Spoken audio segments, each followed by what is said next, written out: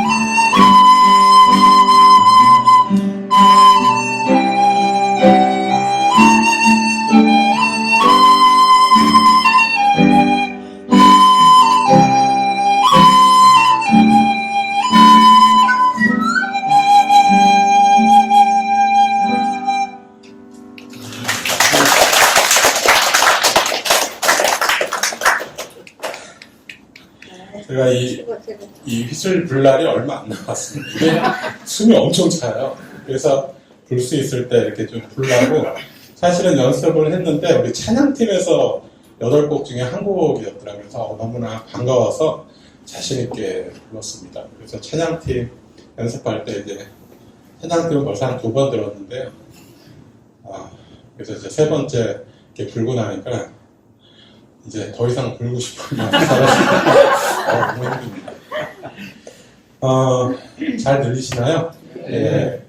물어보는 이유는, 저번에 이제 갑자기 이제 우리 전주현 형제님 가정에서 이제 초청을 해서 이제 집에 방문을 했는데, 배수정 자매님이 저희 간청을 이렇게 듣고, 자매에 대한 부분에 대해서 이렇게 언급을 해서, 저희 간증을 또 이렇게 유튜브로도 계속 듣고 계시는 분이 계시는구나 라는 것을 알게 됐습니다. 배수정 자매님 잘 들리시나요? 아마 듣고 있을 거라고 생각하고 오늘 또 자매에 관한 얘기 한 가지 이따 하겠습니다. 오늘 말씀드릴 주제는 나는 어떠한 믿음을 가진 사람이 될 것인가 라는 주제로 모두가 아시는 성경 속에 나오는 인물 중에 한 3명 정도를 이렇게 제가 말씀을 드리고자 합니다. 우리 성도님들은 성경 속 인물 중에 누구를 가장 존경하시나요? 우리 학생들에게 물어보면 이순신이 가장 많이 나오고요. 이제 이렇게 역사 속에 이제 위인전에 많이 나오는데 저는 이제 성경 속에서 이제 가장 이렇게 존경하는 인물이 누굴까 생각해 보면 사실은 사도 바울입니다. 사도 바울의 그 사역을 보면서 여러 가지 이제 감명받는 부분이 많은데 이제 실상은 이제 제가 마음이 연약해서 마음도 믿음이 연약하고 또 감정에 이렇게 쉽게 휘둘릴 때가 많아서 그냥 이제 존경하는 인물만 남아 있는데 또 한 분은 이제 세관이었던 이제 마태라는 분인데 이분은 이제 저랑 같이 이제 공무원이라는 신분이기 때문에 또 친근감이 가는 인물이기도 합니다. 그래서 오늘은 이제 3분의 인물 중에 한 분, 3분의 인물을 이야기하면서 이제 한번 교제를 좀 나누고자 합니다. 첫 번째 살펴볼 인물은 아리마다 출신의 부자 요셉입니다. 같이 찾아보겠습니다. 마태복음 27장 57절에서 61절 말씀입니다. 마태복음 27장 57절에서 61절 말씀 찾아보겠습니다.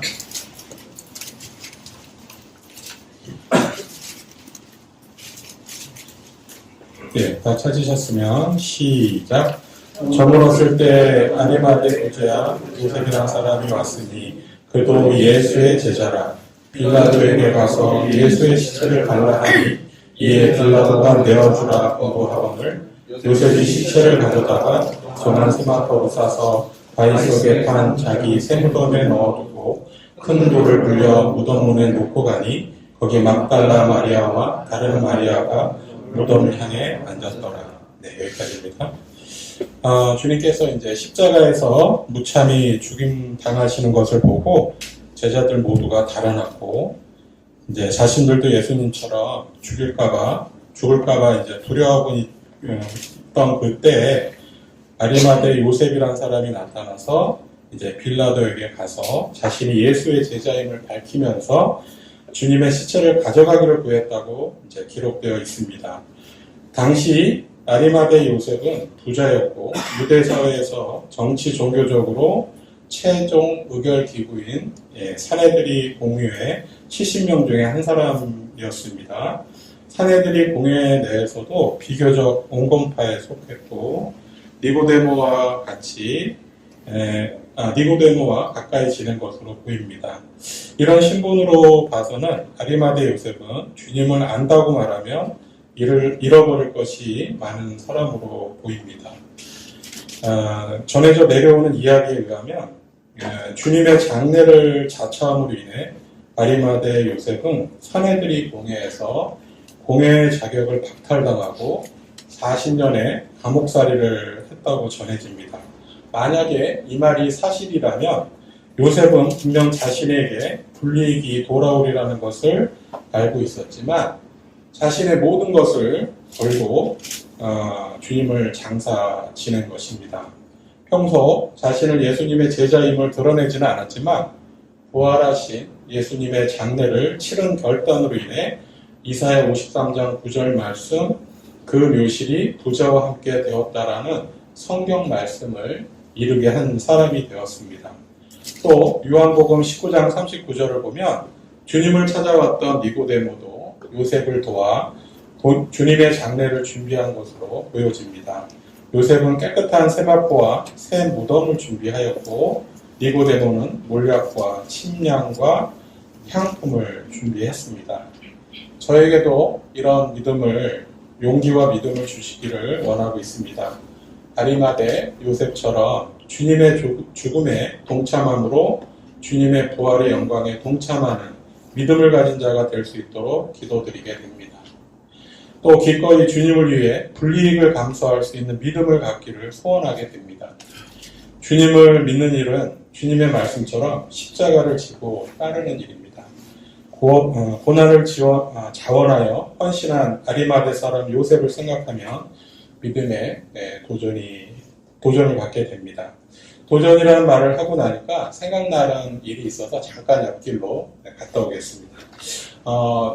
저는 이제 걸어서 출근을 하는데요. 한 번 정도는 이제 길거리에서 이렇게 길거리 포교하는 사람을 만나본 경험이 있으신가요? 저는 자주 만나는데요. 듣기로는 이제 뭐 사이비 종교를 포교하는 사람이라고 들었는데 정확히는 잘 모르겠습니다.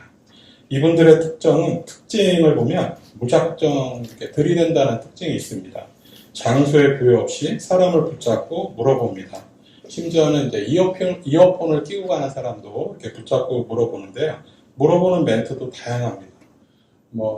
착하게 보이네요. 효도 잘할 것 같아요. 복이 많아 보이세요. 공덕이 많아 보이세요. 기운이 맑아 보이세요. 눈빛이 좋네요. 밝아 보이네요. 조상의 덕이 많은 것 같아요. 이런 멘트를 하면서 이제 오는 분들이 피하는 대상이 있다고 합니다.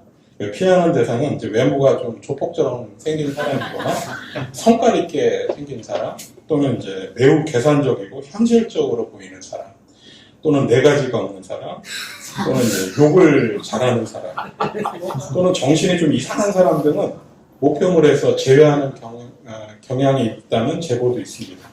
다르게 말하면 위험해 보이는 사람은 안 건드린다고 합니다. 그래서 저는 이제 자주 만나는 편인데요. 앞서 말씀드린 멘트의 한 절반은 들어본 것 같습니다. 유심히 보고 있다가 제가 눈을 맞추면 이런 멘트를 날리면서 저한테 찾아오거든요. 그래서 이제 대처하는 방법을 이제 알아봤더니요. 가장 쉽고 효과적인 방법은 일단 무시하는 방법이라고 하고, 또 외국어를 잘하면 외국어를 사용하면 자연스럽게 물러나기도 한다고 합니다. 은혜자매처럼요. 그런데 이런 말을 걸어오는 사람에게 제가 할 수 있는 거라고는 서지 않고 그냥 피하는 것이었거든요. 그런데 이제 이렇게 피하고 나니까 이게 한두 번도 아니고 왠지 모를 마음속에 이렇게 좀 분함이 느껴졌습니다. 이런 생명이 없는 종교를 가진 사람도 당당하게 이제 도를 전하고 다니는데 하나님의 도를 아는 저는 왜 당당하지 못할까? 이제 그런 생각이 들었습니다. 그래서 이제 야고보서 1장 22절 말씀을 보니까 너희는 도를 행하는 자가 되기만 하여 자신을 속이는 자가 되지 말라라는 말씀이 생각이 났습니다. 그래서 곰곰이 생각을 해보니까 이런 분들의 귀에 제가 눌린 게 아닐까 하는 그런 생각이 들었습니다. 물어봤을 때 대받아칠 수 있는 말이 준비되어 있지도 않았고 하나님의 도를 어떻게 전할지도 고민이 되어 있지 않았습니다. 그래서 베드로전서 3장 15절에 또 말씀을 보니까 너희 마음에 그리스도를 주로 삼아 거룩하게 하고 너희 속에 있는 소망에 관한 이유를 묻는 자에게는 대답할 것을 항상 준비하되 온유와 두려움으로 하고 라는 말씀에서 대답할 것을 항상 준비하라고 하셨습니다. 그래서 하나님의 도를 전하는 방법을 이제 평소에 연습해 두어야겠다고 생각했습니다. 그리고 또 전도의 방법으로는 요한복음 1장 41절 말씀을 보면 거기서 그는 안드레입니다.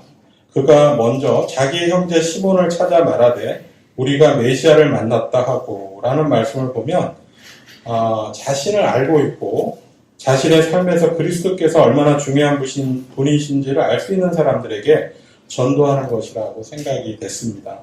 그래서 생면부지의 사람들에게 다가가 복음을 전하는 방법도 있지만 그리스도인들이 그들의 매일의 삶에서 삶의 영역에서 그리스도를 증거하는 것이 중요하다고 생각을 했습니다. 그렇다면 저는 이제 요즘 제가 전도하는 대상은 이제 누구냐면 함께 근무하고 있는 이제 저희 옆에 짝꿍 교감입니다. 제가 근무하고 있는 학교는 학교 규모가 커서 이제 교감이 2명인데 성별도 다르고 나이도 이제 좀 저보다 선배이시지만 앞으로 이제 교장 발령 받는 시기도 비슷하고 제가 또 교무부 쪽을 맡고 있기 때문에 수시로 이제 대화를 하고 있습니다.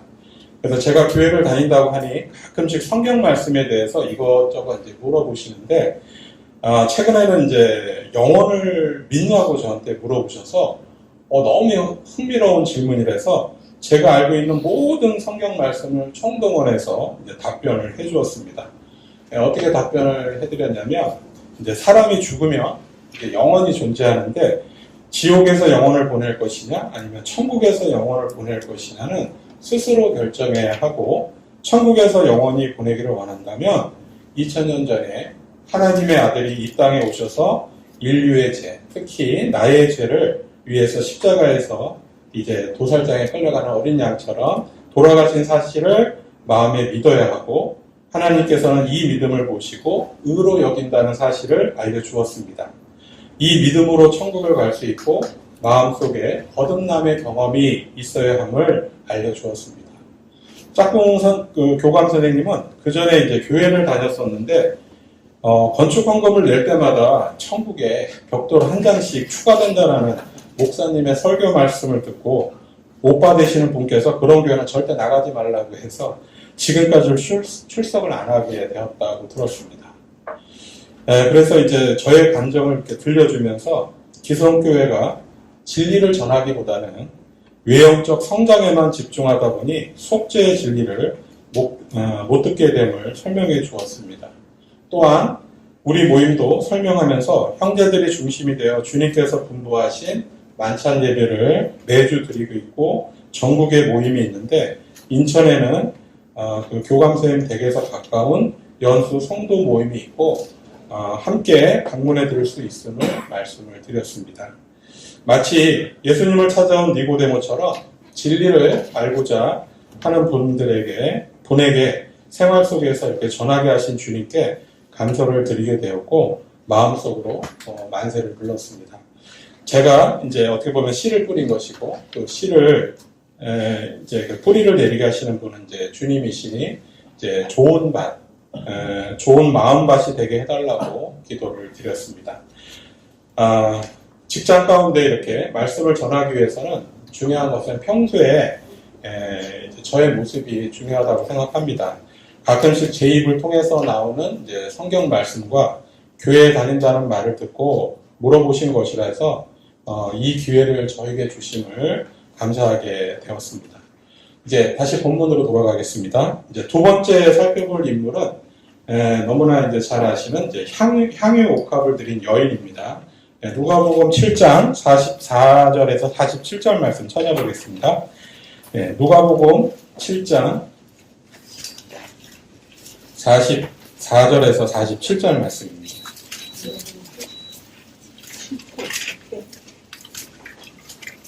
누가복음 7장 44절에서 47절 말씀 다 찾으셨으면 시작. 여자를 돌아보시며 시몬에게 이르시되 이 여자를 보니까 내가 네 집에 들어오네 너는 내게 발 씻을 물도 주지 않았을 때 이 여자는 눈물로 내 발을 적시고 그 머리털로 씻었으며 너는 내게 입맞추지 아니하였을 때 저는 내가 들어올 때로부터 내 발에 입맞추기를 그치지 아니하였으며 너는 내 머리에 감는 물도 붓지 않았을 때 저는 향유를 내 발에 부었느니라. 이러므로 내가 내게 말하노니 저의 많은 죄가 사하여졌도다. 이는 저의 사랑함이 많으니라. 사함을 받은 일이 적은 자는 적게 사랑하느니라. 당시 향유 옥합을 드릴 때 집주인인 바리새인 시몬과 주님의 제자들은 자신들의 기준으로 여인을 판단하였습니다. 향유값이 노동자의 한 1년 수입쯤 된다고 하니 값비싼 향유를 깨뜨린 여인의 행동을 이런 이유로 탓한 것 같습니다. 하지만 주님께서는 그 여인의 마음을 보셨습니다. 누가 봐도 죄인이었던 그 여인은 최고의 헌신을 주님께 드렸고 자신의 죄인임을 고백하였습니다. 그 여인은 눈물로 주님의 발을 적시고 머리털로 씻었으며 주님의 발에 입맞추기를 그치지 아니하였다고 하였습니다. 이 여인은 주님께 나와와서 주님만이 구원의 참 길이심을 고백하였고 주님은 이것을 보시고 내 제사함을 얻었다고 말씀하셨습니다. 주님의 죽음을 미리 알고 향유 옥합을 깨뜨렸던 여인은 삶 속에서 주님을 예배하는 삶을 살았다고 생각합니다. 주님께서는 수시로 십자가의 죽음을 예고하셨으나 제자들은 주님의 말씀에 귀를 기울이지 않았고 관심조차 없었습니다. 일어나지 않을 일이라고 생각할 수도 있었을 것 같습니다. 그러나 이 여인은 주님의 말씀을 기억하였고 주님의 장례를 준비하였습니다. 향유를 부은 것은 대속의 죽음을 준비하는 것이고 구원의 시작을 준비하는 것이었습니다. 그래서 주님은 그 여인의 엄청난 허비를 용납하셨고 그것을 모르는 제자들은 붕괴하였던 것입니다. 우리의 삶도 이 여인처럼 주님의 발을 눈물로 적시고 머리털로 씻고 주님의 발에 입맞추기를 그치지 않는 예배의 삶을 살아야 한다고 생각됩니다. 그러기 위해서는 우리의 기도도 이 여인처럼 삶에서 고난과 고통이 있을지라도 하나님에게 떼쓰는 기도가 되어서는 안 된다고 생각합니다. 참고로 누가복음에 기록된 바리새인 시몬의 집에서 향유를 부은 여인과 마태, 마가, 요한복음에 나오는 여인은 다른 여인으로 요한복음 12장 3절에 나오는 여인은 나사로의 누이 동생 마리아라 생각됩니다. 자신의 모든 것을 내어드려도 아깝지 않았던 이 여인처럼 주님의 크고 놀라운 용서의 사랑에 감사와 감격의 눈물이 우리 마음속에 가득해야 할 것이라고 생각합니다. 세 번째 살펴볼 인물은 이제 백부장의 믿음입니다. 다 아시다시피 백부장은 로마 군대 조직에서 100명의 군대를 거느린 지휘관입니다. 성경 속에 나오는 백부장은 여러 백부장이 나오는데 가버나움의 백부장, 또 주님의 십자가 곁에서 사형 집행을 관리한 백부장, 또 베드로의 전도로 회심하고 주님을 영접한 최초의 이방인이었던 지금 이제 말씀드릴 가이사랴의 백부장, 고넬료 등이 있습니다. 아닙니다. 가이사랴가 아니고요. 가버나움의 백부장을 말씀드릴 겁니다.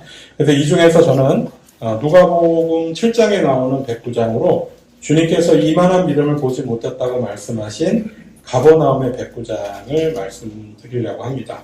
그럼 또 찾아보겠습니다. 누가복음 7장 6절에서 9절 말씀입니다. 누가복음 7장 6절에서 9절 말씀입니다.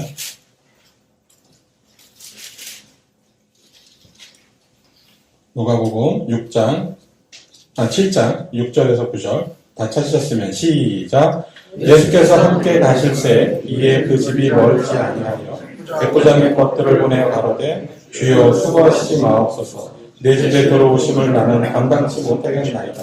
그러므로 내가 주께 나아가기도 감당치 못할 줄을 알았나이다. 말씀만 하사 내 삶을 낫게 하소서. 저도 남의 수하에 든 사람이요 제 아래에도 군병이 있으니 이더러 가라 하면 가고 저더러 오라 하면 오고 제 종도로 이것을 하라 하면 하나이다. 예수께서 들으시고 저를 기이 여겨 돌이키사 쫓는 무리에게 이르시되 내가 너희에게 이르노니 이스라엘 중에서도 이만한 믿음을 만나보지 못하였느니라 하시더라. 자신의 하인이 이제 중풍병으로 인해 몹시 고통받고 있는 모습을 보고 주님께 알려온 것입니다. 특이한 점은 하인을 노예처럼 여기지 않고 한 명의 인격체로 대하고 있었고 하인을 사랑하는 마음이 있었다라는 점입니다.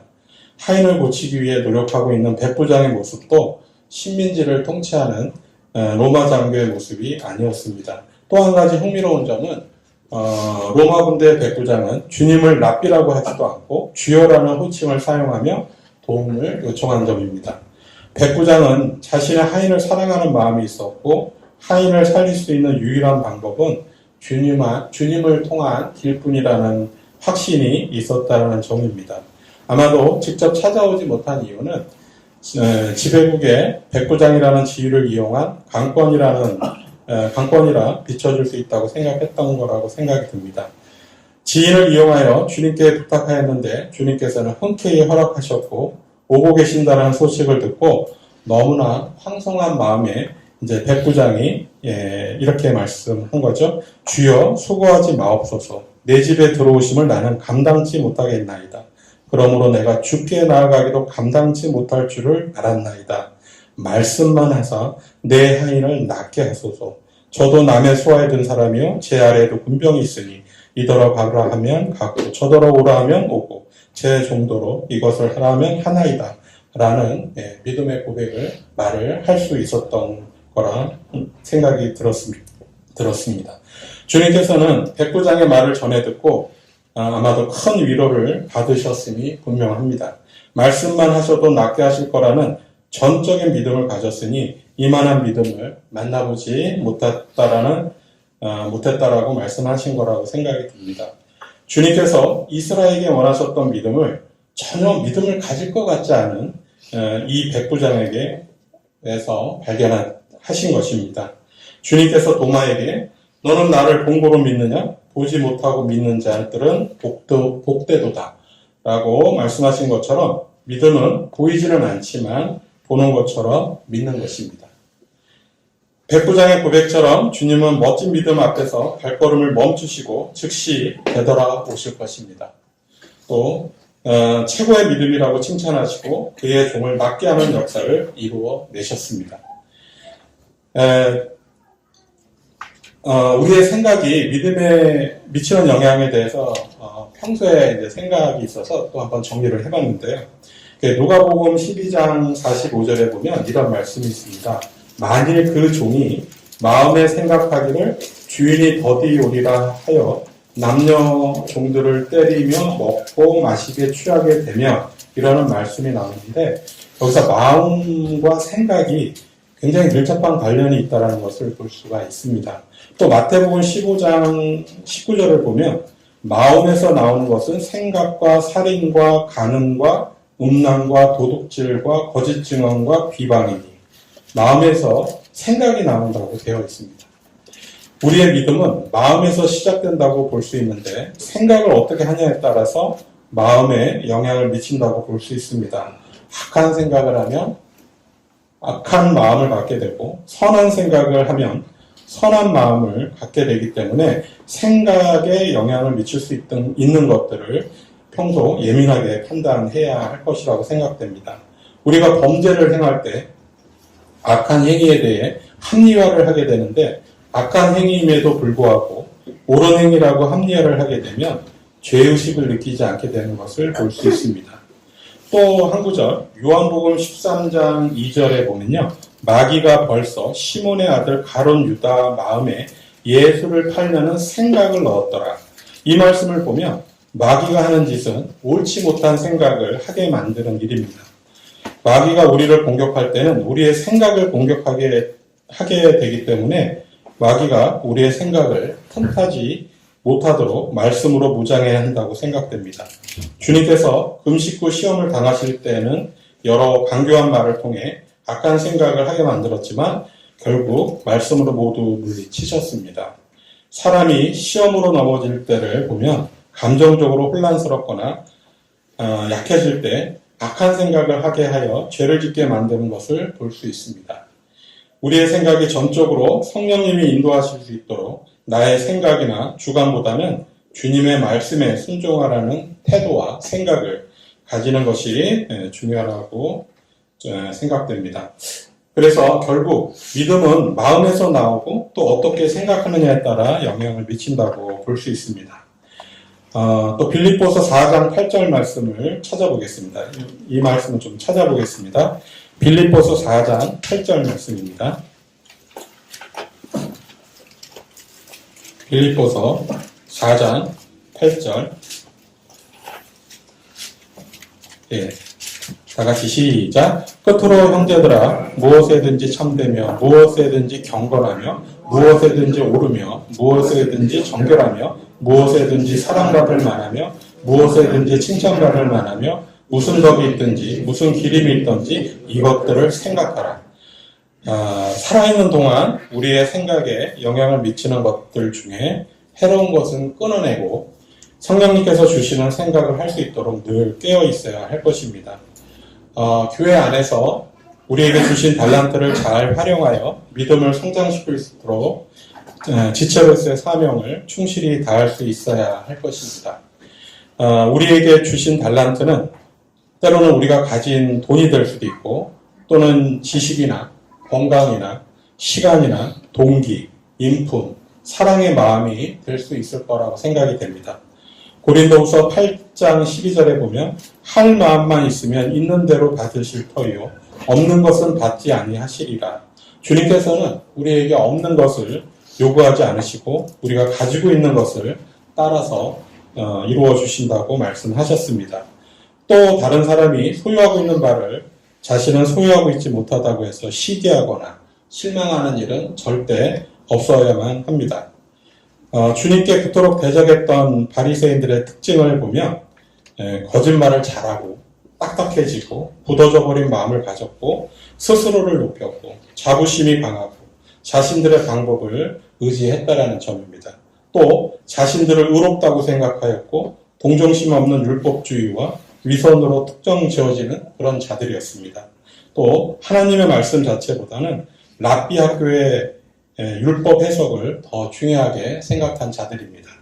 주님을 사기꾼으로 믿고 있었고 끝내 구원하시기 위해 오신 죄인들을 향한 주님의 사랑과 겸손을 깨닫지 못했습니다.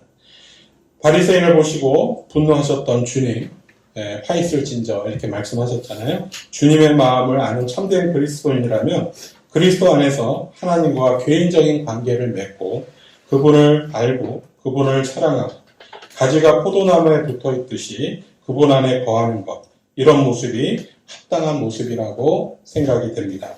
또 그분의 성품과 최대한 본받는 것이라고 생각합니다.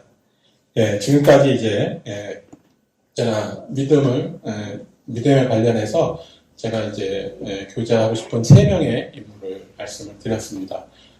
성도님들에게 좀 유익한 교제가 되었으면 참 좋겠습니다.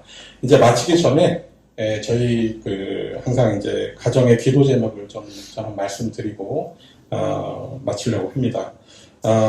간혹 물어보시는 분이 계셔서 이제 희도에 관해서 제가 좀 말씀을 좀 드리려고 합니다.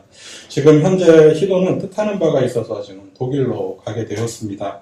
1년 동안 어학에 집중하면서 독일 대학에 들어갈 수 있는 어학 수준에 이제 도달하게 되면 독일 대학에 이제 지원을 할 예정이고 이제 대학에 합격을 하게 되면 이제 귀국을 할 예정입니다. 귀국하여 의무복무 1년을 마치고 학생 비자를 신청해서 다시 독일로 출국할 예정입니다. 이런 계획들이 물론 뜻대로 안 될 수도 있지만 희도에게는 좋은 경험이 될 거라 생각이 됩니다. 지금은 독일 현지의 형제 모임에 참석하고 있는데 모임을 통해 구원을 확신을 받을 수 있도록 기도해 주시면 감사하겠습니다.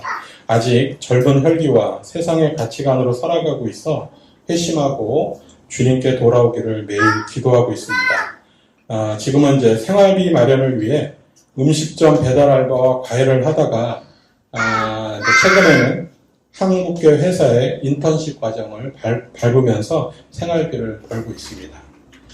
그래서 이제 제가 이제 아까 걸어서 출퇴근을 한다고 했는데요. 제가 이제 아침에 걸어가면서 저는 이제 저희 가정을 위해서 기도를 하는데 이제 희도를 위해 드리는 기도의 내용은 거의 비슷합니다. 이제 어떻게 기도를 드리냐면 이제 사람이 소원하고 계획할지라도 이루시고 성취하시는 분은 하나님이시니 주님의 뜻을 알아 능히 감당할 힘을 주시고 어려움이 있어도 슬기롭게 해결해 나갈 수 있는 담대함을 주소서.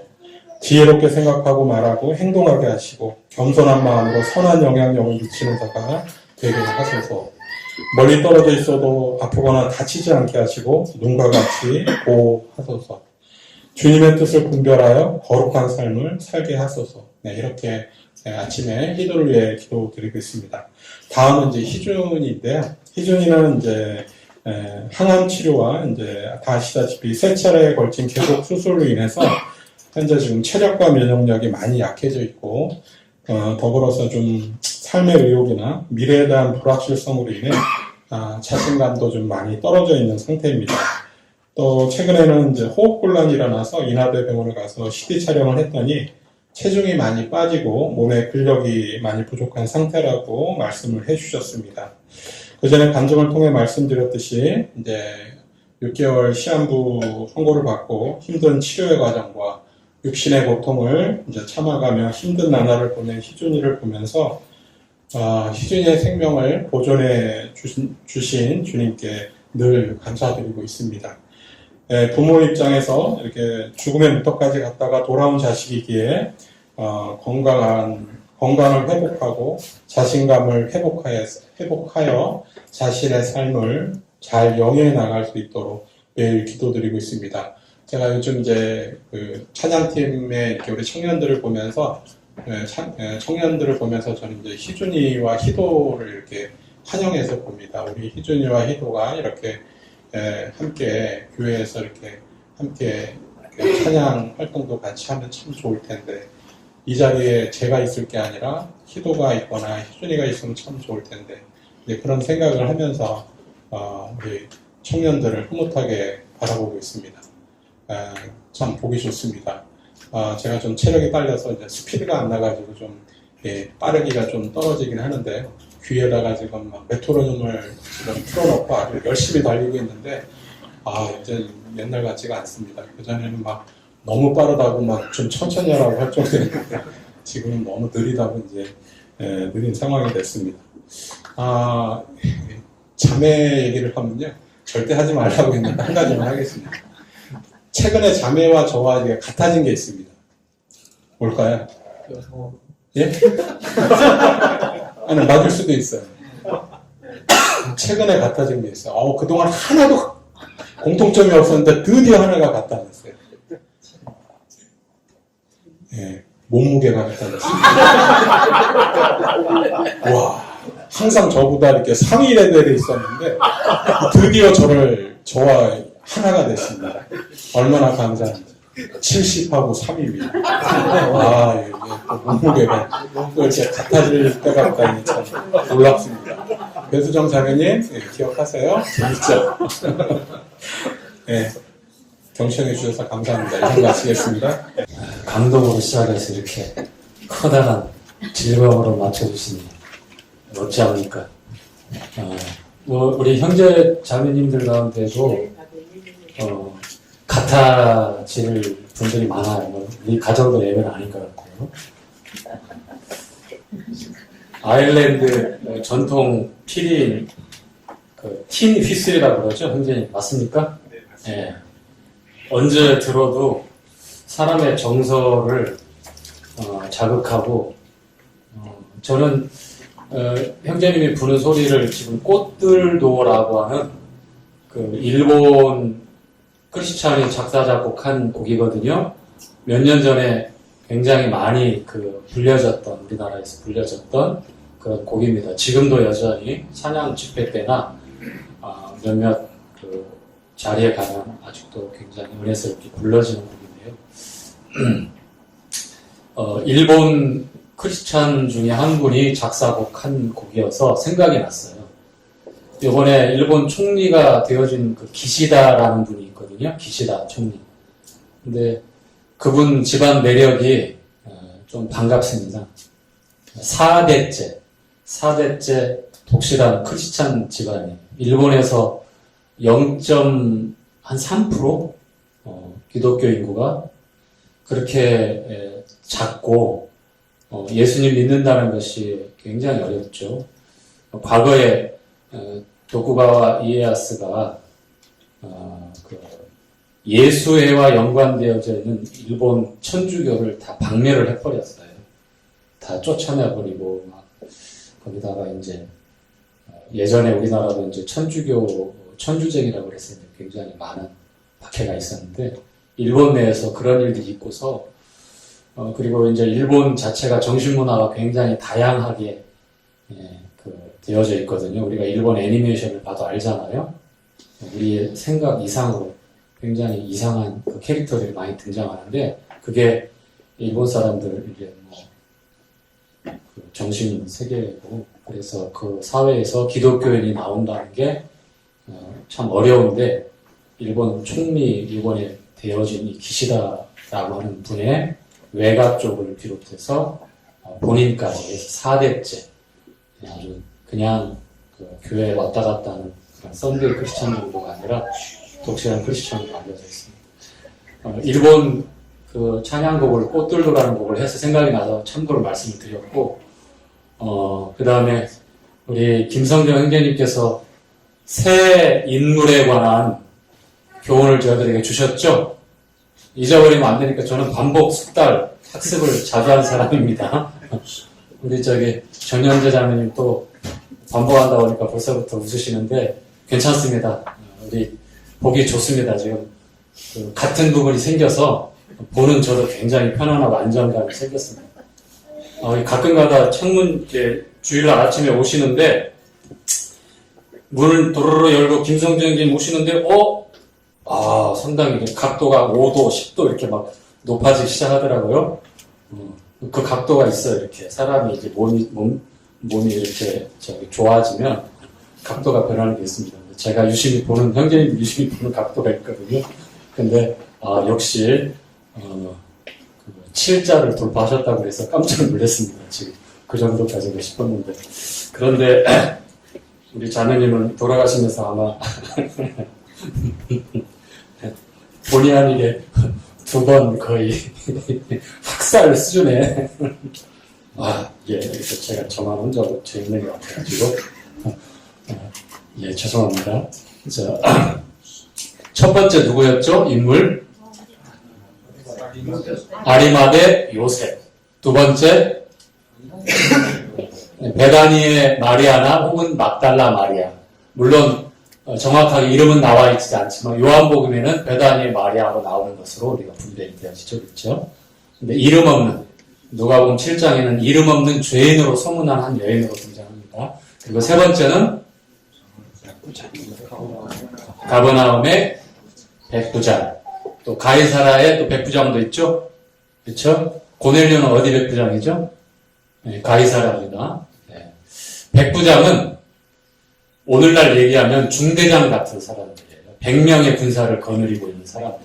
그런데 천부장이라고 한번 등장하지만 돈으로 그 시민권을 샀던, 바울을 호송하고 보호했던, 그 난리에서 구했던 천부장은 등장하는데, 성경에 나와 있는 백부장들을 보면 하나같이 성경적으로 좋은 방법으로 하나님께 인도되는 모습들이 보이더라고요. 그리고 유대인들을 굉장히 아끼는 그런 모습들로 나타납니다. 백부장. 굉장히 작은 군대의 규모를 다스리고 있는 장교, 초급 장교인데 성경에서는 성경적으로 영적인 인물로 이렇게 다루고 있는 내용들이 많이 나오더라고요. 자,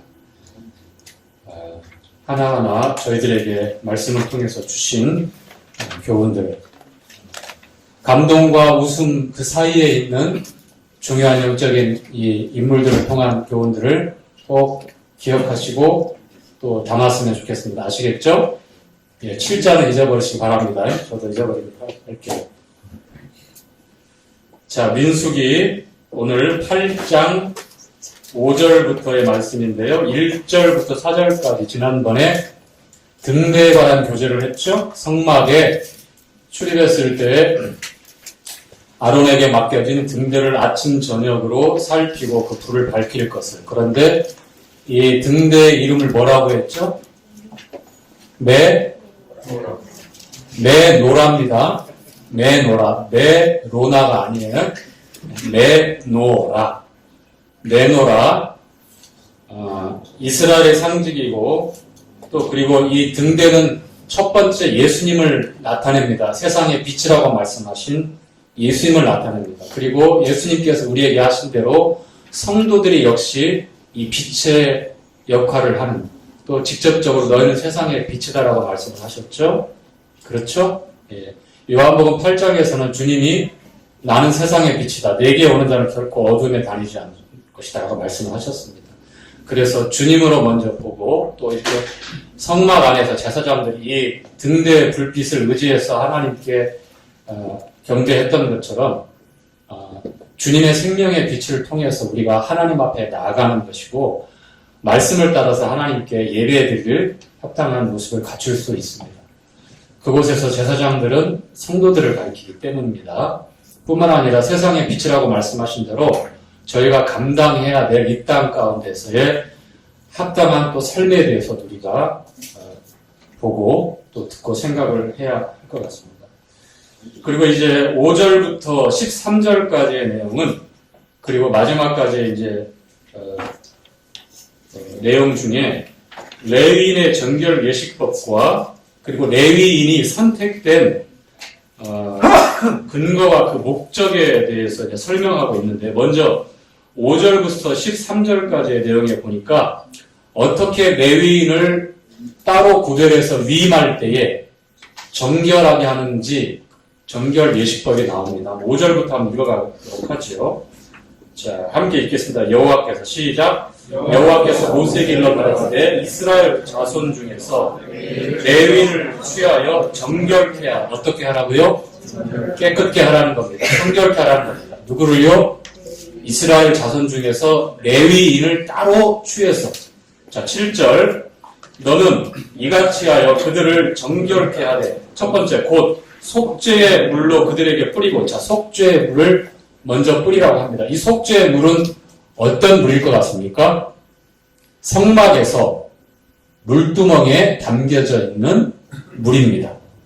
제사장들이 출입할 때에 손과 발을 씻고 정결케 했던 예식. 아무리 예복을 잘 갖췄다 입고 있다 할지라도 항상 성막을 출입할 때에 손과 발을 씻고 그리고 들어가야만 했습니다. 물로 씻는다고 하는 것은 말씀으로 그렇게 우리를 씻는 것이죠. 항상 물은 하나님의 말씀과 연관이 있어요. 우리가 후회하고 또 우리가 어떤 문제에 대해서 그 문제의식을 갖는 건 참 중요해요. 그리고 우리 스스로 돌이켜서 회개할 때에도 먼저 하나님 앞에 우리의 마음을 살피는 게 굉장히 중요합니다. 그런데 이 모든 과정 가운데 하나님의 말씀이 이 일들을 가능하게 하는 겁니다. 그래서 씻는다고 했을 때는 이 정결케 하는 물로 속죄의 물로 씻는 것처럼 하나님의 말씀으로 우리가 그렇게 씻는 것이고요. 그리고 요한복음 13장에 기록된 대로 우리가 자백에 관한 말씀과 연결할 때 요한일서 1장에 나와 있는 말씀과 연결할 때에 우리가 더러워진 그 발을 씻어주는 분은 누구냐 하면 우리가 자백할 때 우리를 정결케 하고 거룩케 하고 회복시키는 분은 누구냐 하면 바로 주님입니다. 십자가에서 흘려주신 그 보배로운 피가 근거가 되어서 만일 우리가 우리 죄를 자백하면 저는 미쁘시고 의로우사 우리 죄를 사하시며 모든 불의에서 우리를 어떻게 하신다고요? 깨끗게 하신다고요. 누가요? 우리 주님이. 우리가 범죄해서는 안 되지만 범죄했을 때에 하나님과 우리 사이에 중보자가 계신다. 그러니 걱정 말고 그 중보자 앞에 그 더러워진 발을 가지고 나아가라는 거예요. 씻겨주는 분이 계시기 때문에 두려워하거나 숨기거나 피하지 말고. 아시겠죠? 자, 두 번째, 속죄물로 그들에게 뿌리고 그 다음에 그들로 시작. 그들로 그 전신을 삭도로 밀게 하고 그 의복을 빨게 하여 몸을 정결케 하고. 자, 삭도로 전신의 이 채모, 머리카락부터 해서 몸에 있는 털들을 다 밀어버리라고 한 겁니다. 이것은 과거의 것들을 다 뒤로 하고 이제 새롭게 시작한다는 의미를 나타내는 거예요. 유대인들 가운데 특히 중동에서 남자를 상징하는 남자의 남성감을 상징하는 이 털을 다 밀어버린다고 하는 것은 굉장히 수치스럽고 부끄러운 거거든요. 다윗이 모압 땅에 사신들을 보냈을 때에 거기서 아주 조롱을 했죠. 그 신하들이 분별을 잘못해서 염탐하고 우리를 해치려 온 사람들이다. 그래서 그 사신들을 다윗은 참 좋은 마음으로 보냈지만 돌아오는 결과가 어떻게 있어요? 얼굴에 있는 수염 반쪽을 다 밀어버렸고 그 다음에 이 궁둥이, 볼기가 다 드러나게끔 옷을 다 도려내버렸어요. 그러니까 얼마나 창피하고 수치스러웠어요. 이것은 다윗왕을 그 사신들을 보낸 그 다윗왕을 어떻게 해요? 모욕하고 조롱하는 행동이라고 합니다. 자, 그래서 궁에 도시에 들어오지 못하고 수염이 자랄 때까지 기다려서 그리고 다시 모습을 갖춘 다음에 돌아오게 되는데 이런 것처럼 몸에 있는 털을 다 밀어버린다고 하는 거는 부끄럽고 수치스러운 일이 될 수 있어요. 그런데 레위인은 정결케 하는 예식 가운데 이런 절차를 밟게 하셨습니다. 이제 새롭게 시작하라는 겁니다. 새롭게. 하나님 앞에 봉헌되어지고 위임되어지고 이제 하나님의 것으로 따로 구별되고 거룩하게 바쳐졌을 때에는 이제 과거의 모습, 과거의 상황, 과거의 패턴, 과거의 라이프 스타일대로가 아니라 이제 하나님의 말씀을 따라서 하나님을 경외함 가운데 새롭게 시작하는 것. 자, 그리고 의복을 빨게 하여 이것은 대표적인 회개를 나타내는 어떤 상징이에요.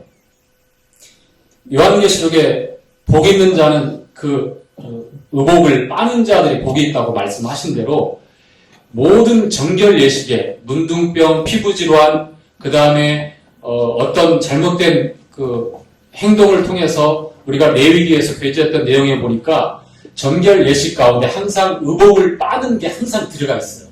의복을 빠르라고. 의복을 빨고 저녁까지 기다렸다가 혹은 일주일 뒤에 혹은 어느 특별한 기간 동안에 격리되고서 그 다음에 다시 회복되는 일상으로 돌아가는 그런 일들이 있는데 항상 의복을 빤다고 하는 것.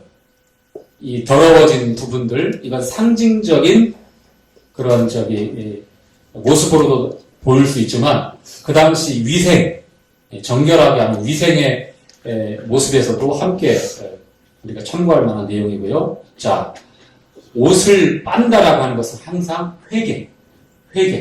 회개와 연관이 있다.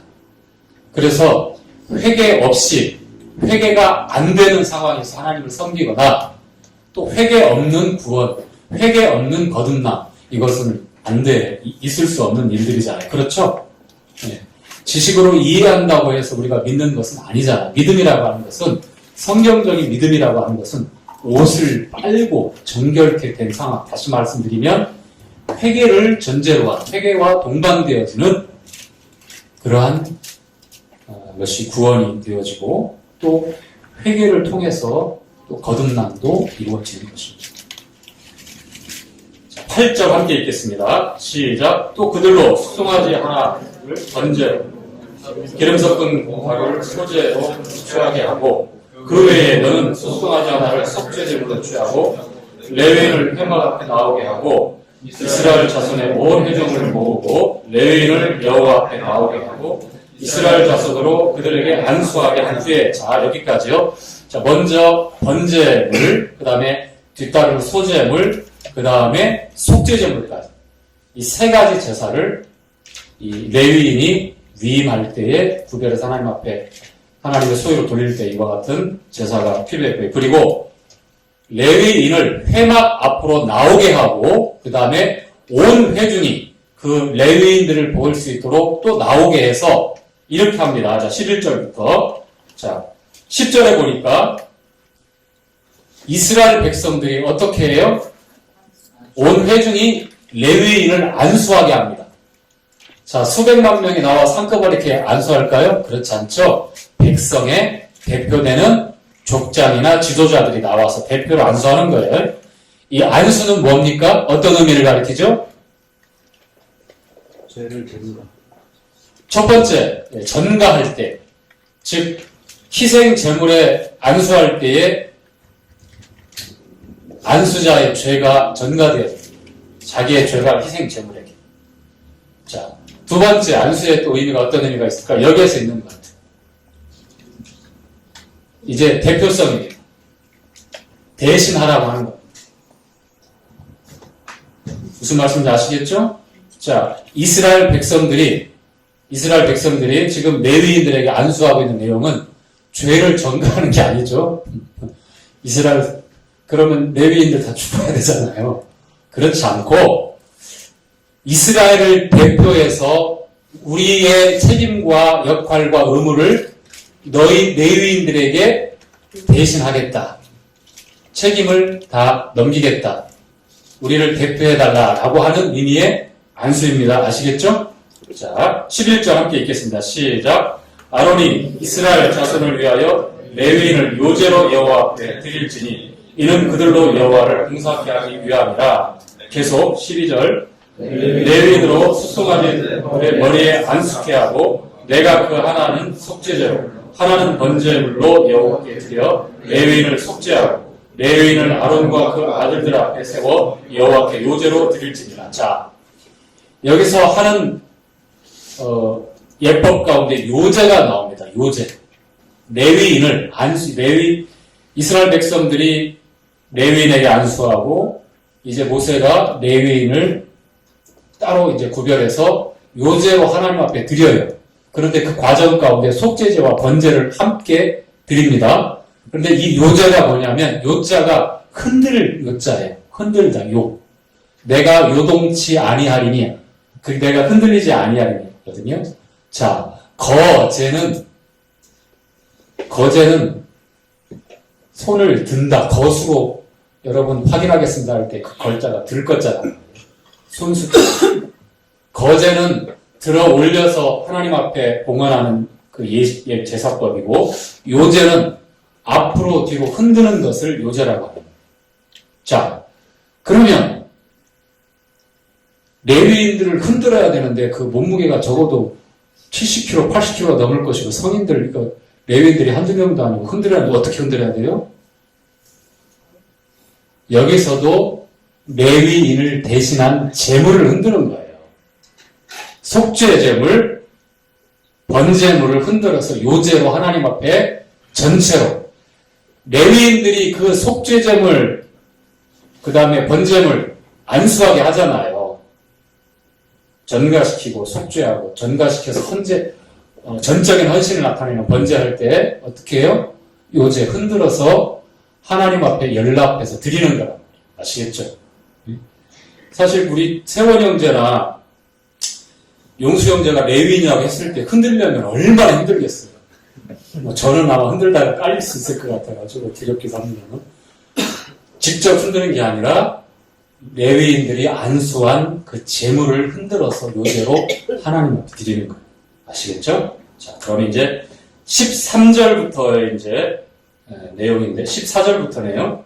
14절부터는 선택된 근거와 그 목적이 나오는데 레위인이 자 한번 읽어가겠습니다. 자, 시작. 너는 이같이 이스라엘 자손 중에서 레위인을 구별하라. 자, 그만. 자, 여기서 마쳐야 여러분이 편안하게 집에 가실 때 좋아하실 거예요. 지금 9시가 됐어요. 읽기만 해도 안 될 것 같으니까 아쉽지만 여기서 오늘은